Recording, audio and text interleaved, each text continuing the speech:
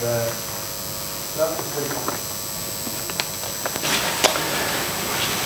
think we're ready to start. First off, let me welcome you all to this session. My name is Bryant Eastham. I'm not Art Lancaster. Don't look like him.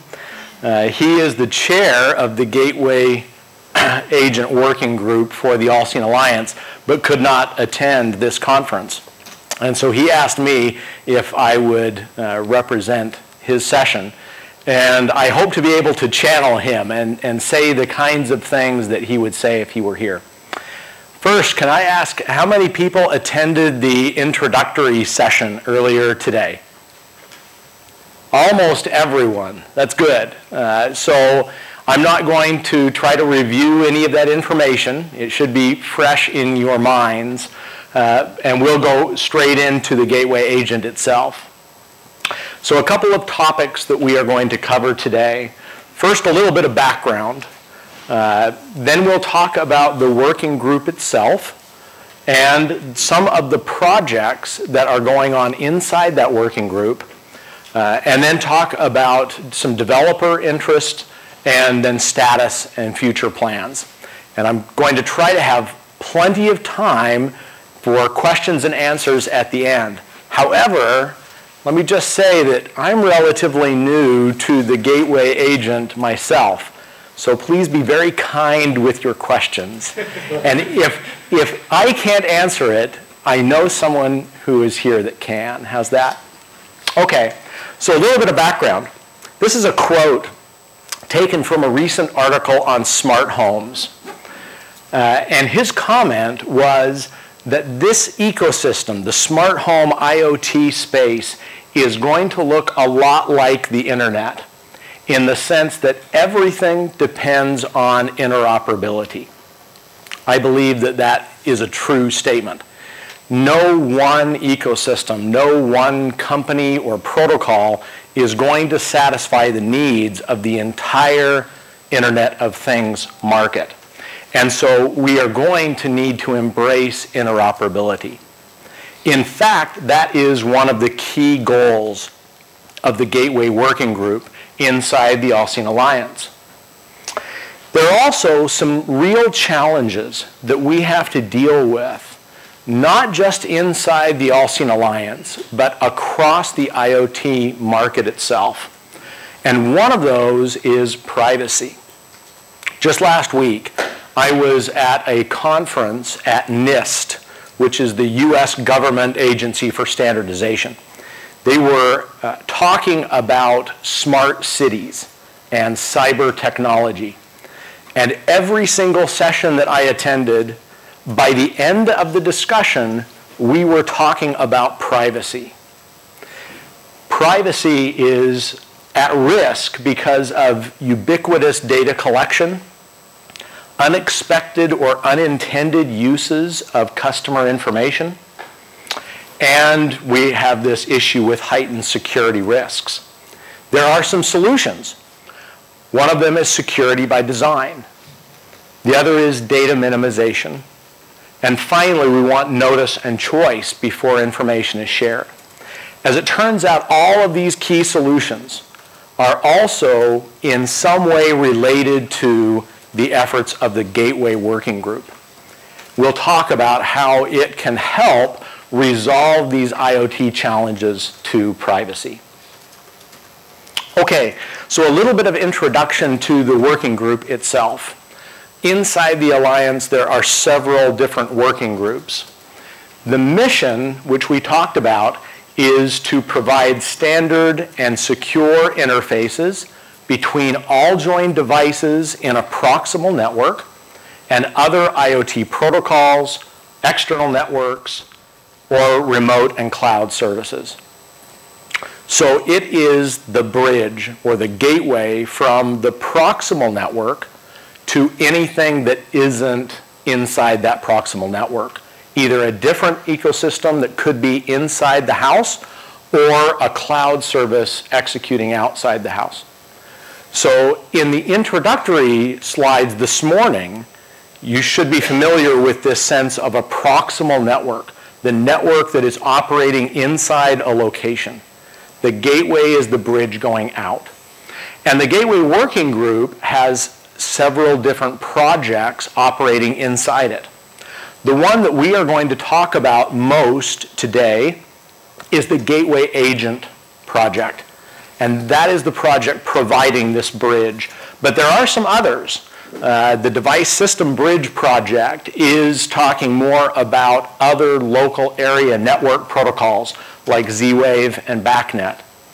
The Update service is talking more about critical infrastructure capability for your devices, being able to do over-the-air updates. And then there's the Analytics Connector project, which is focusing on data aggregation, data analysis.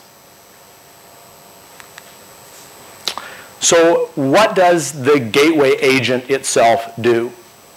So here we have a representation of the proximal network. And we're focusing here on AllJoyn local applications. Applications that are going to run on the devices, between the devices, using AllJoyn directly. Here we've got a representation of cloud or other external services. And then finally, we have these AllJoyn remote applications. They are using the same technology, the same APIs, the same stack, but they are not communicating directly with the proximal network. They're remote. And so the Gateway Agent project is dealing with this bridging technology right here. So it is the gateway or the bridge between the local applications and anything executing on the outside. All of the different projects are going to focus in some way or another on that communication happening between the proximal network and the cloud. So, what is it exactly? Well, it is a software application. It is built to execute on hardware that is always on or mostly on and always connected. So if it's talking to an external cloud system, it wants a connection or at least the ability to connect at any time. We want the hardware to be always on because the applications are going to depend on that connectivity.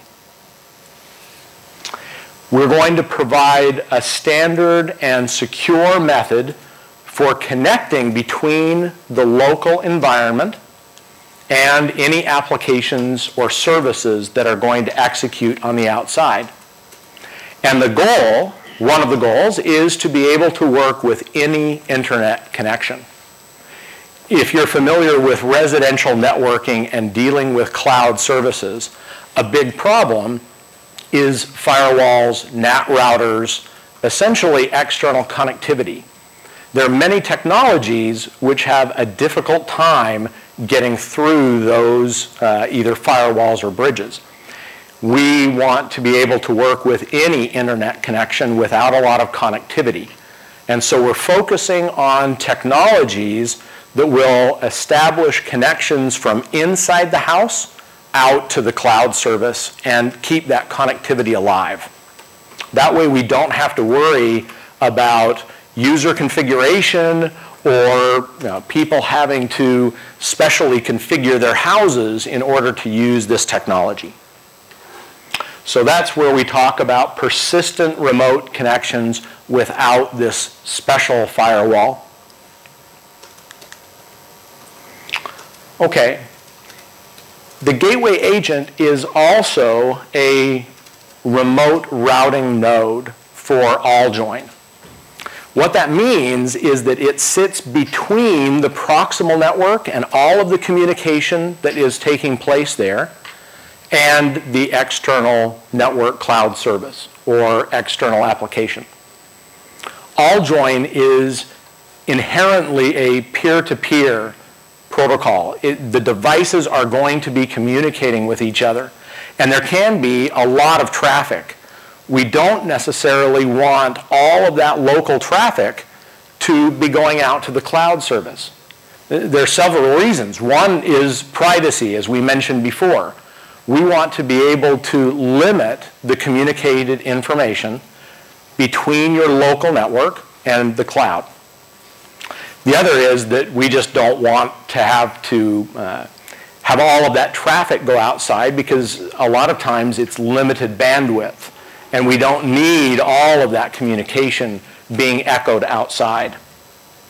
So one of the primary capabilities of the gateway agent is this filtering. Now, with Security 2.0, there will be additional ways of controlling that scoping, but that's the near future. Today, the gateway agent can serve a lot of that filtering and control capability. And those filters are configured by the gateway agent management interfaces. So we'll get to an example of how this works, but essentially your application can configure the gateway to control what information is going to be allowed through it. And again, as I mentioned, this is all going to enhance not only security, but privacy. And it's going to also enable these different service applications to define the kinds of information that they want to be exposed. One of the key functions or capabilities of the gateway agent is these connectors. These are plugins that can be written by a manufacturer to extend the capability of the gateway agent.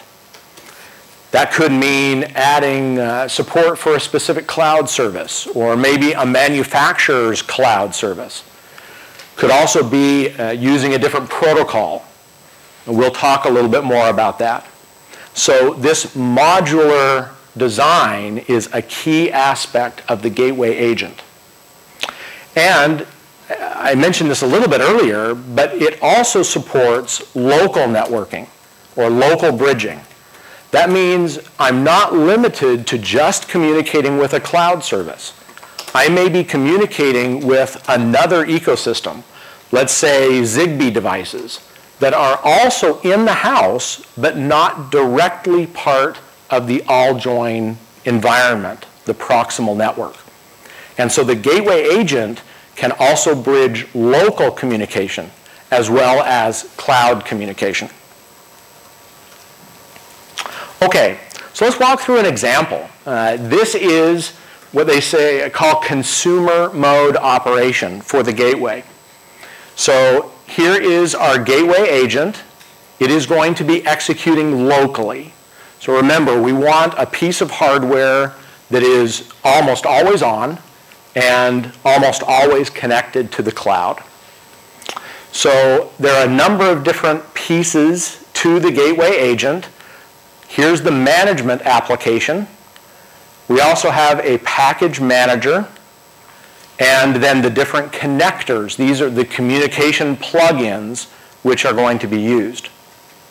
So in this example, for a consumer application, the user is going to self-manage their gateway. We're going to provision an application with a mobile application. This is going to be written using the AllJoyn APIs, and it would be an application that a user might download onto their cell phone. It will talk to the gateway management application and request that it download an additional package. That will go through the package manager, which will then install an appropriate connector. So as a user, I can choose, let's say, a particular hardware manufacturer's application. It would go to that manufacturer's site to download the plugin, the connector, as well as any other software necessary. I now have the application on my phone. It will then talk to the service profile and change how the AllJoyn router is going to operate, and also how this connector plugin is going to operate.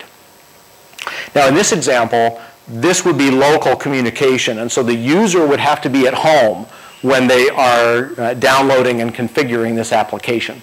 So this model would not be configurable remotely. When I am done with this, I now have a connector installed, which is going to communicate with some cloud service. That could be a generic cloud provider. We'll talk a little bit more about a common provider that Affinity is putting together. But it could be a manufacturer-specific cloud as well. And it's usually going to be paired with some kind of remote application.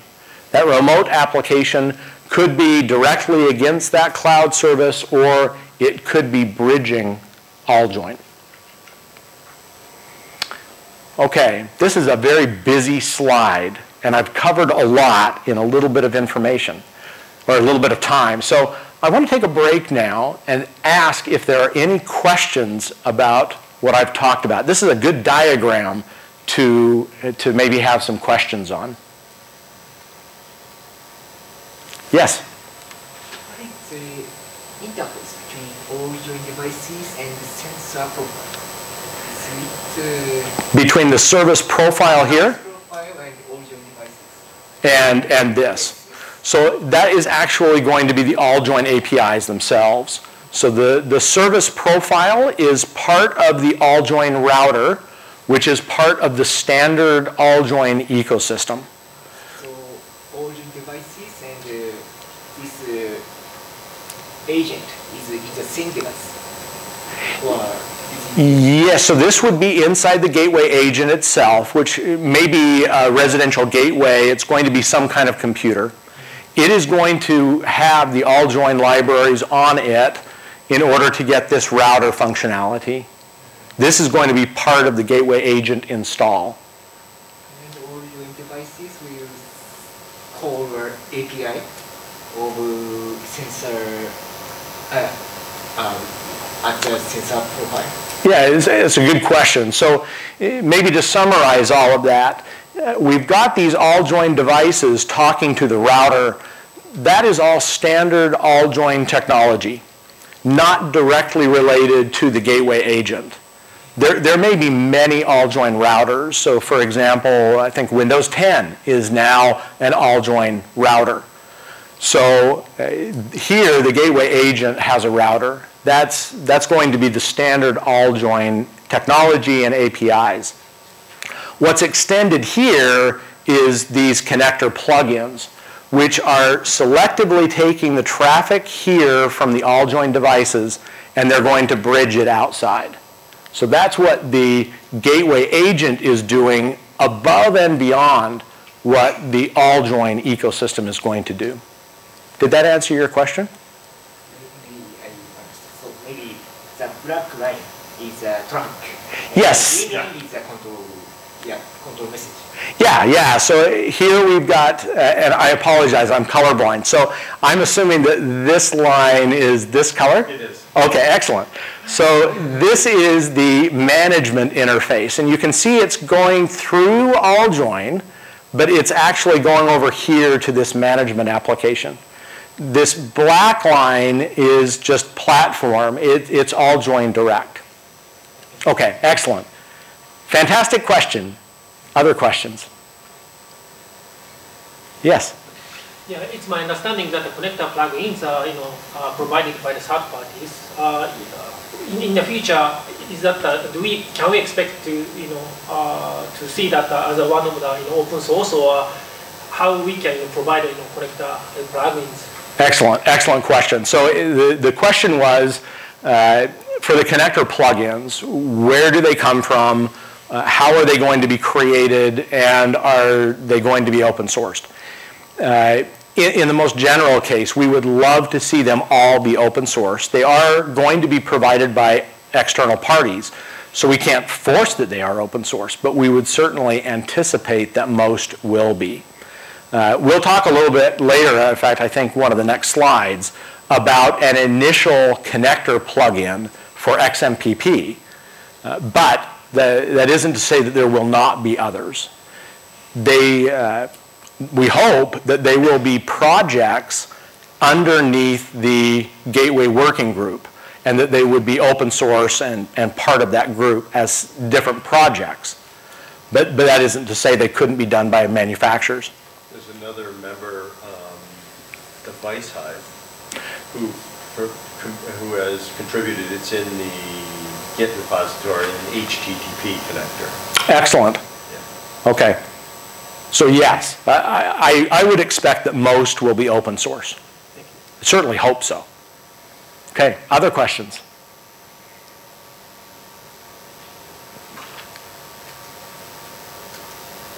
Okay. Oh yeah. How can I know that those plugins can be trusted? I mean, that's a very good question. Well, let me answer it this way. You're downloading a remote application onto your phone. How do you know that that is trusted? So yes, there is an aspect of trust here. I think that in most cases, these connectors are going to be put out by what I would call reputable companies. So you'll recognize the name. You'll know that, yes, this is my Panasonic connector. And it comes from Panasonic, and I'm going to trust it as such. But you're very right. There's a big issue for the industry at large whenever I'm downloading additional software onto a gateway. That's broader than the AllSeen Alliance. That's an IoT issue. Okay. Other questions? I'd much rather answer questions than just talk about slides. Okay? Okay, we can always come back to questions. So, as I said, let's talk about a specific connector. This is an XMPP remote connector. So this is one that has been contributed. I believe that it is going to be contributed during the month of June. I'm not sure that it's actually in Git yet. In the process of getting into Git, I think you needed to do a final kind of intellectual property review to make sure it was good. Yes, but I'm confident that during the month of June it will be open sourced.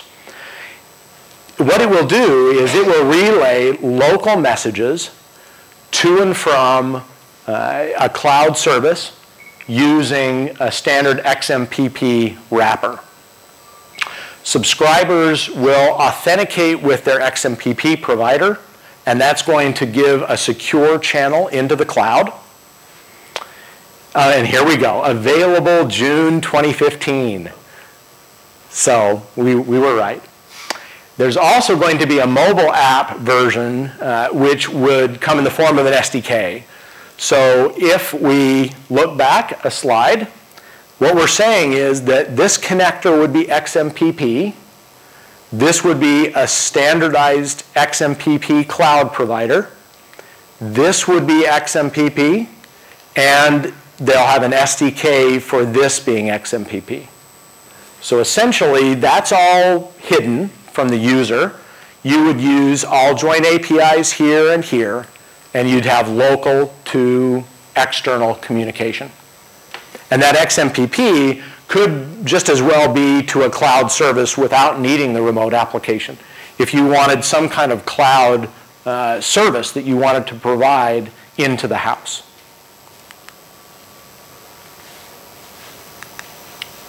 Okay, and that's a segue into a standardized XMPP cloud providing service, which Affinity is going to, I believe, start this month. It is. So if you go back one slide, just technically, somebody might be wondering how this works. Basically, AllJoyn packets get wrapped up into XMPP messages and sent up and down, and then unpacked on the other side. So just on that, into the Affinity solution, they demonstrated it 2 weeks ago at IoT World, and it is in official beta and available for commercial use now, being used by an undisclosed cable provider right now to provide remote access to products for their customers. Excellent. Okay. Any questions on this slide?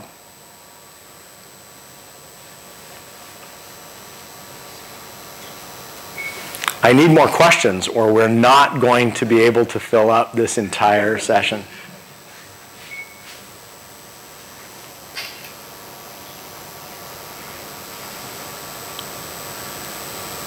I didn't even plant any questions in the audience. I should have.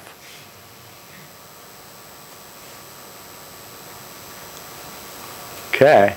So I'll make a statement question about this, which is, gee, what does this look like from the app side? From the app side, what's really interesting about this is after the app makes the tunnel, it's the same app that was running in your house. It's just whether the app knows it's in your house or in your business or not. Right.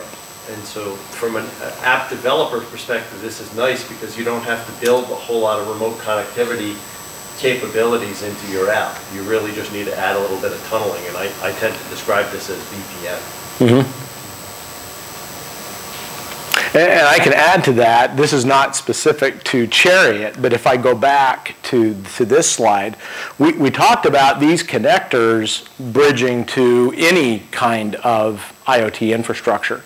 So that could be maybe a specific manufacturer protocol if they already have something, or could be any of the other IoT players. So think of this as the way of bridging between an AllJoyn network and any other network.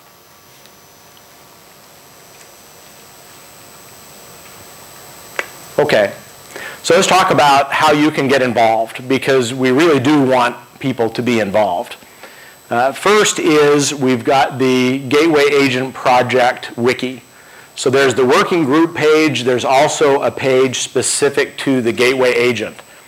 There's some developer information there. There are downloads. There are specifications.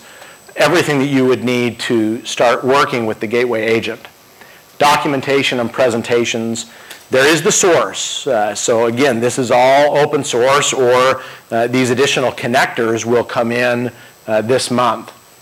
There are weekly meetings. There's information on the wiki about how you can participate in those. And as it says here, we're inviting contributors now for additional connector plugins. So if you have a favorite technology and you would like that technology bridged into the AllJoyn ecosystem, please sign up and write a connector. They're not very difficult to write. And then you can bridge whatever your favorite technology is directly into the AllJoyn world. There is a lot of code already in the Git repository for the gateway itself. And so if you really like looking at code, it's all there and you can look at it today. It has the management application, there's a sample plugin, and an Android control application.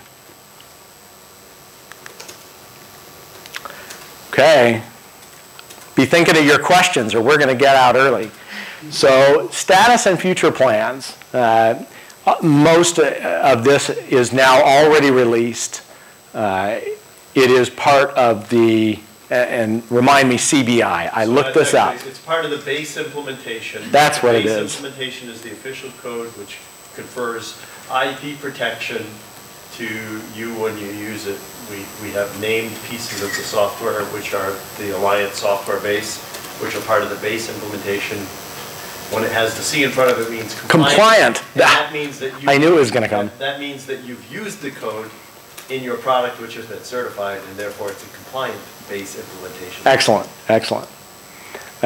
So that includes the Gateway Agent application itself, a sample connector, a sample control application. For the coming quarter, what is now being worked on, we talked about the XMPP AllJoyn connector plugin, which is going to be released this month. And then for the 15.8, so 15.8 is the next release, we'll have the Gateway Agent Package Manager. So if you remember that diagram, there were three pieces: the connector, the management application, and the package manager. So the package manager will be in that release. And then also, the main enhancement for 15.08 is Security 2.0.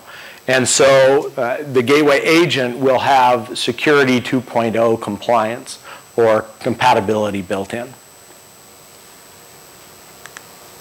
Okay, this is the Q&A slide. So we're supposed to have, let's have 20 minutes of Q&A. How's that? Now, seriously, if there are any questions, now is the time to ask. So what's the development environment for agent? And what language do it use? That's a good question. I believe, correct me if I'm wrong, that it is C++ today. I actually think it might be Java and C++. Oh, okay. It may be C++ wrapped in Java. Yeah, it's C++ to start with, but for sure. I think there's a little bit of Java in there. It runs on OpenWRT by default right now, although I personally would like somebody in this room to sign up for porting that over to run on top of Android. Because if you think about it from a product maker's perspective, one of the best things you could offer is an app that offers a support button to help your users, and one of the best ways to provide remote support for connected product would be to open up basically a tunneled connection, with your user's permission, of course, a tunneled connection to their product through your app for your support technicians. It'd be a great way to provide really soft, very deep and technical support in a very soft way for a user. All they'd have to do is download now. Yeah. But C++, there's talk about moving into Java. There's a lot of requests to see this ported to Android and iOS for that very scenario, kind of this support scenario, which I think is a pretty important one if you're a product company. It gives you a really good way to do the support of things for the Internet of Things. And since we have an expert here, I'll turn around and ask my question. Has there been thought of doing that with OSGI? Not yet, but I think that one of the big things which wasn't on Art's list, which I know Art is working on right now, is to have a face-to-face meeting. He's going to announce it widely on the Gateway Working Group. Some of the things I talked about, kind of device provisioning, in the break over lunch, a few people came and talked to me about telemetry data and data access. All of those pieces, as well as the projects that already exist, really depend on the gateway agent. So Art's been talking about hosting a face-to-face meeting somewhere so that we could get together for 2 or 3 days and really just have a deep architectural discussion about where the next version of the gateway agent is going, which would come up to OSGI and some other pieces. And I think especially some of the things I care about mapping legacy devices and all, and this kind of device system bridge versus gateway agent right now. We have to normalize that all together. And that would be a great session. I mean, this is, to me, one of the most exciting pieces of AllJoyn right now. Hawaii is about mid-center between the United States and Japan, isn't it? Oh, from your lips to God's ears. I think face-to-face in Maui would be greatly appreciated by all. Excellent. Good question. Yes, in the back. With that example, are you saying something like a laptop manufacturer could have a person call in and say, my laptop doesn't work, oh fine, press the app, we'll log in, we'll troubleshoot it and work out. Is that what you mean, or something else? So exactly that. I used to be the CTO at LogMeIn. And LogMeIn sells a product called Rescue, which many of the companies that sell Microsoft, for example, if you have a Microsoft machine and you hit the support button, you're actually using a product called Rescue, which gives, with your permission, a support technician the ability to see your desktop and interact. TeamViewer is another product in that space. You can imagine you could use the gateway agent in a very similar scenario, so that when you say my connected refrigerator, I'm trying to set up my refrigerator and I can't make it work, the support agent, with your permission, could now see your AllJoyn connections via a localized gateway agent. And if they were using something like Rescue for mobile, they could also see your mobile device. So now they can see kind of the IP side of your connection, and they can see the AllJoyn side of your connection, do that configuration, have that remote access with their support tools, get you up and running instantly, saving the price of a truck roll, saving the price of a technician, saving a return, which are all substantial in product company space. And so I see this, I'm tainted in that I worked in the support industry for 2 years at LogMeIn. But those are real savings. When you do that remote support, the customer doesn't bring a machine back, doesn't bring a product back. That's substantial savings. And also from the customer sat level goes through the roof if I can get your product up and running or solve a problem for you instantly. And so this is, to me, a substantial piece of the ecosystem that will really help us as a community, deliver delightful support to customers. So go ahead. No, I was going to say, I was just thinking back to a customer recently that we were talking to. They have sat-nav devices and they put these into trucks. And they have a problem where if it breaks and the engine out, I was thinking of just listening to the talk of that, some kind of gateway in their forecourt where the trucks are, and you could have some testing system which would send tests out to all the devices one by one in the yard. And then the engineer would get a message going, oh, truck 20 doesn't work, truck 34 doesn't work. So we'd go out and fix those trucks, but then he wouldn't have to go out and check them one by one. That's the biggest problem. The engineer cost the highest. Yeah, right. I mean, a truck roll is somewhere between $150 and $200 at a minimum. And if you can eliminate that, not only do you reduce downtime, but you increase satisfaction, you reduce cost. It's real and tangible. Now, on top of that, the same gateway agent, once it's installed, can start collecting operation and telemetry data, right? And so now, not only are you solving the break-fix problem, but you're starting to collect operational and telemetry data, which becomes more valuable in the business, and that just feeds into a second tier of capabilities on top of that, which, again, really powerful. And I'll extend that a little bit. A lot of times when we talk to companies that are interested in providing services, one of the big problems is how do you justify that infrastructure expense? Because 100% of the people aren't going to use the service right off. But if you can start with something with a very provable ROI, removing a truck roll, and you've built out the infrastructure, now you've got something where you can very easily start to add customer-facing services on top of it. Does that make sense? Yeah, I guess what you mean is if they're selling their boxes to put in trucks, then what they could also do is sell the gateway themselves. Well, they obviously use this software to put on the gateway, but sell the actual device. So take your software on the trucks. If that truck spoke Bluetooth and every driver already has a phone, then I don't even have to sell them the gateway. Like, they don't want to be in the business of selling bits wrapped in plastic. Download the app and buy the service. Then there's the cost goes to almost zero. So maybe I can clarify, because I think maybe I confused you. Let's go back to the example of the connected refrigerator. So I want my app that is going to help diagnose some problem with that refrigerator. Somebody is going to be using the gateway agent, they're going to be using AllJoyn, maybe tied with a cell phone application, and they're on the phone talking to a representative. The representative is able to diagnose the problem remotely. They've saved a truck roll. That's the easily provable ROI. That's going to justify adding this IoT infrastructure into the product. But once I've done that, now incrementally adding additional services on top of that same platform becomes a much easier thing to do. I don't necessarily have to prove the ROI the same way because I've already got the infrastructure. Okay, other questions? Yes. Witness to the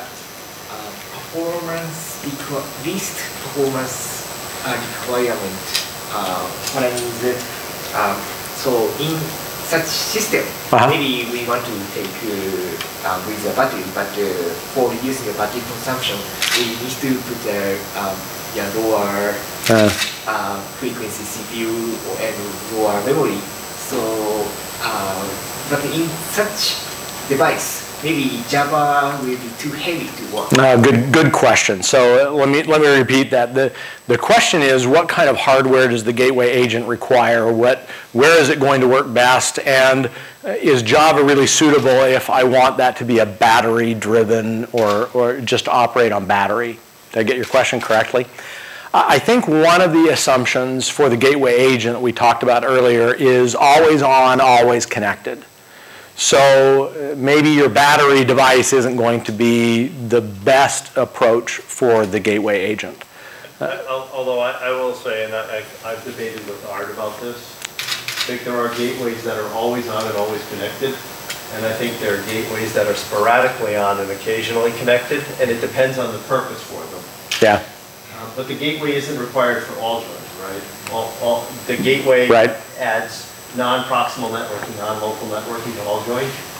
If you don't need that inter-networking capability of the gateway, then AllJoyn fits in 40K and runs in city, right? So it's super battery efficient. It's a very lightweight protocol, and so it's really only when you get to the gateway that you either have this always on or sporadically on, but when you want the gateway to run, it has to be on, right?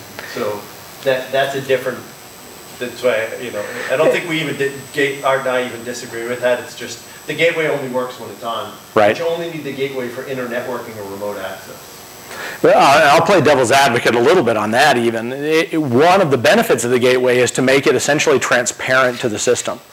So I want my applications to just run. I don't want to necessarily have to tell the gateway to turn on so that my application runs. No, when you run the support app, that's why I say kind of on when you need it. If you run the support app, the gateway turns on. You turn the support app off, the gateway turns off. You don't need a permanent connection there if you're not doing support.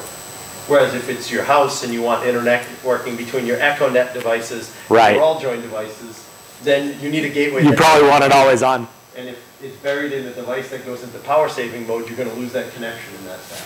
Right. Did that answer your question? Yeah. Sorry, that was a long answer to the question.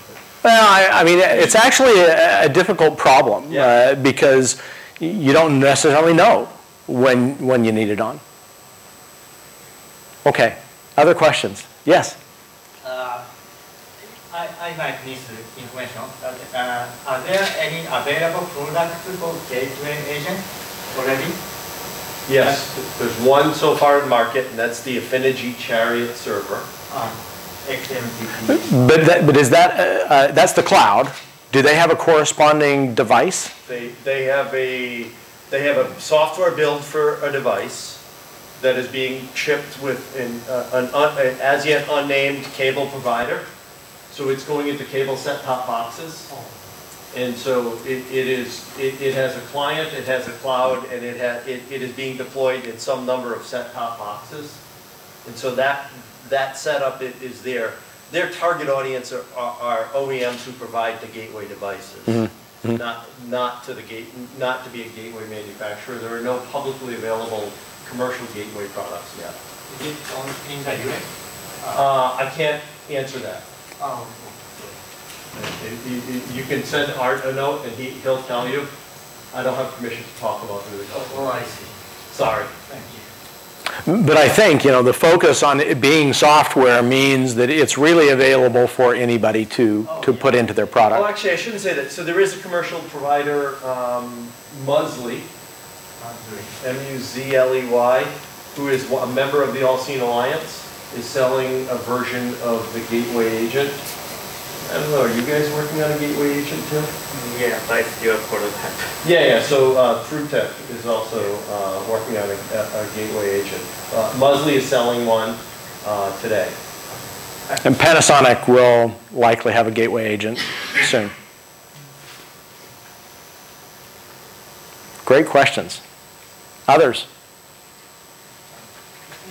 About the license. So can, for example, I want to sell a product which has this gateway software, but in some license it is GPL, so we need to release all the source code. So if not, there, it's not GPL. That's GPL. Yeah. I can spend as much time about the license as you want. It's a very simple license. And there's a lot of members here who can also talk to you about the license. And Bryant and I have both spent a lot of time because Bryant and Panasonic wanted to understand the license. So we can tell you about two different views of the license. Well, all the same license. The license is very straightforward. If you want to use the gateway agent, you have to use the gateway software. If you use the gateway software and you get your product certified to prove that it's compliant with the AllJoyn protocol, so it's a simple certification program, then you can use the software in any way you want to build AllJoyn-enabled products. You don't have to expose your secret sauce. It's not GPL. It uses the ISC license for copyright and this very specific license which says use our software, get it certified, you can use it for free in your products. Now, to extend that question, I think that there is, or the follow-on would be for the connectors. And actually, I don't know. I'll have to ask on that. I've spent a lot of time talking through the connectors. At the present time, the connectors will be released under whatever license they're released under, because they're not part of AllJoyn. Right. And so the different people will release their connectors under different licenses, and it will vary from connector to connector. I believe that ART is going to release the XMPP license connector under an MIT license to start with, because it doesn't fit under, it's not AllJoyn, and so it can't be wrapped up in the AllJoyn code. And so it becomes a little more complicated to release connectors because they talk to AllJoyn, they're not AllJoyn. Right. And there may be licensing issues with the specific technology that they're bridging into, yeah, which may not also be AllJoyn.